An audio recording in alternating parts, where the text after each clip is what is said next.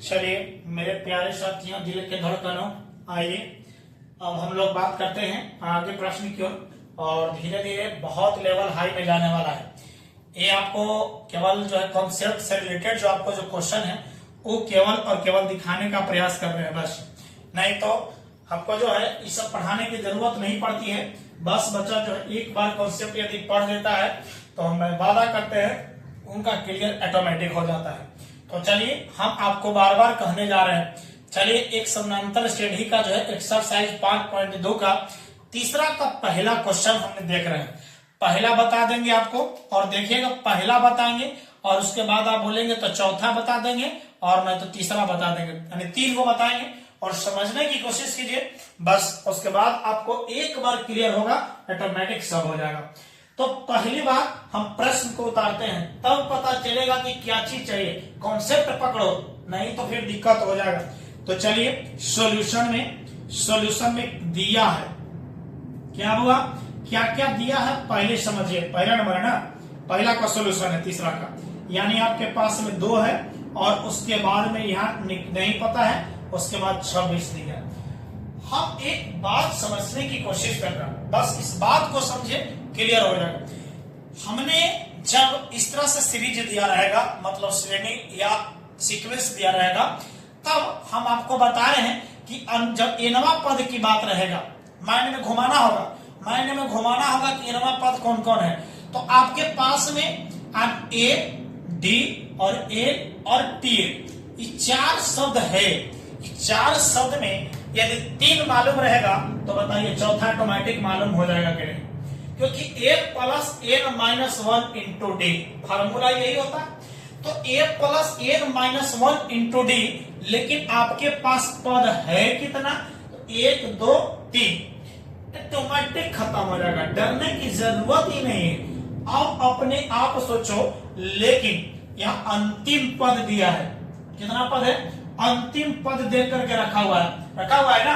तो अंतिम पद दिया हुआ, देखिए प्रोसेस से बना रहे हैं तब, नहीं तो जल्दीबाजी में करना होगा तो यहाँ से ए होगा, ए प्लस डी होगा तो ए प्लस 2d हो जाएगा, काम खत्म है दोस्त, डरने की जरूरत नहीं है। नहीं तो आप डायरेक्ट यहाँ पहुंच लीजिए, यानी T1 शॉर्ट बता रहे हैं, इस प्रोसेस से बता रहे हैं, जैसा कहिए प्रोसेस से बताओ या फिर शॉर्ट वाला। देखिए इस तरह का जो क्वेश्चन है ना, ये डायरेक्ट शॉर्ट लाइक ही है, लेकिन आपको प्रोसेस से जब जाना होगा तब आइए। पहले प्रोसेस से लंबा वाला, अंतिम पद मतलब Tn है ना, ऐसे तो डायरेक्ट 1 2 3 वो आ रहा है, 3 वो, इसलिए डरने की जरूरत नहीं है। Tn बराबर 26 दिया है ना।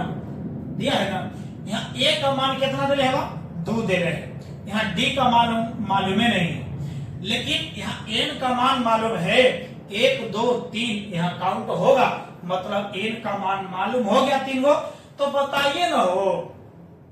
बताइए ना कि जब a को मालूम हो गया 2 गो और 3 गो, तो कहा नहीं d निकलेगा, और जब d निकल गया तो a प्लस d कम खत्म। सोच लो प्रोसेस से जा रहे हैं तब, चूंकि सूत्र से जब जाइएगा, जब सूत्र से प्रोसेस से बता रहे हैं, शॉर्ट ही हम आपको बताने की कोशिश करेंगे अगला बार।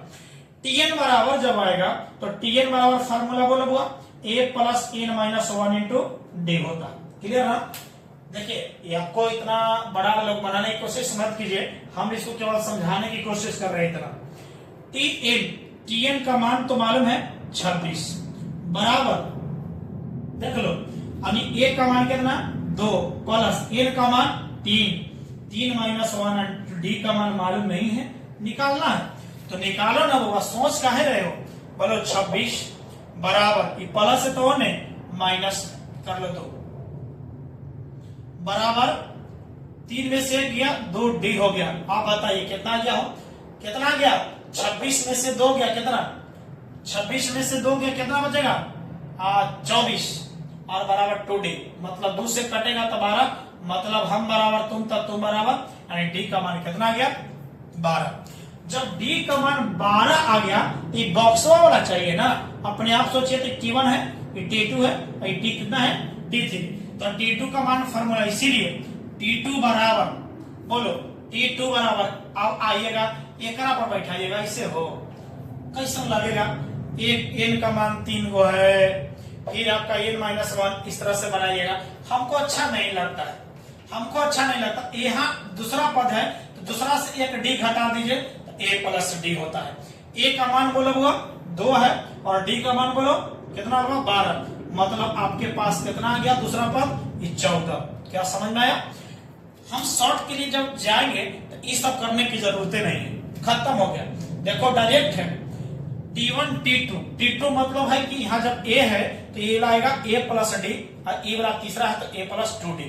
जब a प्लस 2d है तब तो काम खत्म ही ना हो गया।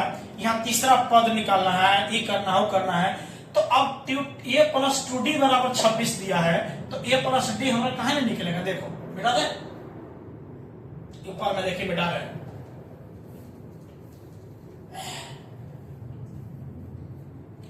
चलिए आइए तो हम क्या कर रहे हैं कि यहाँ अंतिम पद, पहला पद तो देने होगा कितना 2 और आपके पास में तीसरा पद भी दे रहे हैं, माने तीसरा पद बोले तो a प्लस कितना हुआ a plus 2d, a plus 2d बराबर कितना 26। काम खत्म। a का मान कितना 2, देखो ना जी, और 2d बराबर 26, ये प्लस है तो होने माइनस यानी 2d बराबर 26 माइनस 2 होगा ना, यानी आपके पास में d बराबर 26 में से 2 गया 24 बटा कितना आ गया 2, 12 बार में यानी d का मान 12 आ गया। तो हमारा निकालना कुछ है a प्लस डी माने a के जगह पर 2 और d के जगह पर 12 बराबर कितना हुआ 14। क्या यहां तक तो क्लियर हो गया? लेकिन अब आपको टेंशन लग रहा है कि सर तीसरा नंबर कैसे होगा, सर डर लग रहा है। खैर बुआ सेम प्रोसेस 1 2 3 4, चौथा पद मतलब पहला पद है ये है, देख लो शॉर्टे से बता रहे हैं, देख लीजिए शॉर्ट से ही आपको क्लियर करने जा रहे हैं, समझिए। अभी सब फार्मूला खत्म, हम फार्मूला विदाउट फार्मूला के करने जा रहे हैं। देखो हमें बात बोल रहे हैं दूसरा नंबर नहीं तीसरा, हाँ दूसरा बता दें। दूसरा जैसे ए नहीं दिया है तो टेंशन में हो गए होंगे, टेंशन में हो गए नहीं लोग, दूसरों भी न तो फिर कंफ्यूज हो जाएगा। यहाँ हमारे पास ए नहीं दिया है, यहाँ आपके पास 13 दिया है, यहाँ पर ही आपको कुछ नहीं दिया, अंतिम पद चौथा पद दे रहे। तो अब अपने आप सोचिए कि ये जो 13 दिया है यहाँ T1 है, ये T2 है और ये T3 और ये कुछ हुआ T4। मतलब अपने आप सोचो कि क्या क्या दिया है, क्या क्या दिया है बोला। तो यहाँ आपके पास T2 मतलब है कि यहाँ a प्लस डी ना, ये है तो a plus D, a plus 2d और a प्लस 3d, काम खत्म। मतलब अपने आप सोचो कि a प्लस डी दिया है कितना बोलो 13, समीकरण फर्स्ट। और चौथा नंबर देखे दिले है आपके पास कितना है वो a plus 3d, a plus 3d बराबर 3, समीकरण सेकंड। एक बात सोचिए, इस तरह से जो है समीकरण पढ़ चुके हैं, 2 चर वाले रैखिक समीकरण बहुत डिटेल्स पढ़ाए हैं। थोड़ा सा लुप्तीकरण विधि आइए, चाहे जो कीजिए, सब प्रोसेस से आइएगा तब जाकर के क्लियर होगा। ई घटाओ, घटाने पर यहां लिख देते हैं घटाने पर, शॉर्ट में बताइए करिएगा। यहां से देखो तो बुआ, यहाँ जो घटा ऊपर प्लस नीचे माइनस, 3 में से एक बॉडीगार्ड घटेगा तो बोलो -2 बचेगा, बराबर घटेगा तो कितना बचता है 10, 2 बचे 10 यानी डी बराबर कितना गया माइनस होने लिख दीजिए -5। डी का मान -5 आ गया।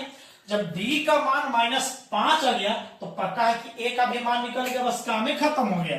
चलो डी का मान रख दीजिए, डी का मान समीकरण बोलिए किस में रखेगा, दिल करता है फर्स्ट में रखेगा, दिल करता है सेकंड में, जिसमें रख दीजिए नो प्रॉब्लम। चलिए फर्स्ट में देने पर, फर्स्ट में देने पर देखो बाबा थोड़ा सा फास्ट हो रहा होगा शायद, ऐसा डरने की कोशिश नहीं है। तो d बराबर -5, लेकिन यहाँ a प्लस डी के जगह पर रखना है -5 और बराबर कितना होगा 13। आइए बाबा ए आई प्लस माइनस माइनस, उधर माइनस है तो प्लस जाएगा, यानी 13 और प्लस 5 यानी a बराबर 18 आ गया। जब a प्लस 18 आ गया तो हमारा निकालना है ई वाला पहले का, पहला तो बताइए 18 हो गया ठीक से, प्रथम पर बताइए ई वाला तो 18 होगा, दूसरा का 13 है ये है, उसके बाद में बोलिए डी है, देखिए ना डी कितना d -5 और 5 घटाइए, और 5 घटाइए ना, नहीं तो मान बैठाइए, 13 में से 5 गया तो कितना बचेगा? 8 ना। उसके बाद देखिए कितना, 8 में से 5 गया 3, यही है। इस ऑब्जेक्टिव बनाने के लिए है। तो उसके बाद तीसरा, चौथा, पांचवा आप लोग बनाइए, बहुत इजी है। 2 को कहीं चुनने का प्रयास कीजिए। फिर मिलते हैं अगले वीडियो में। Thank you so much.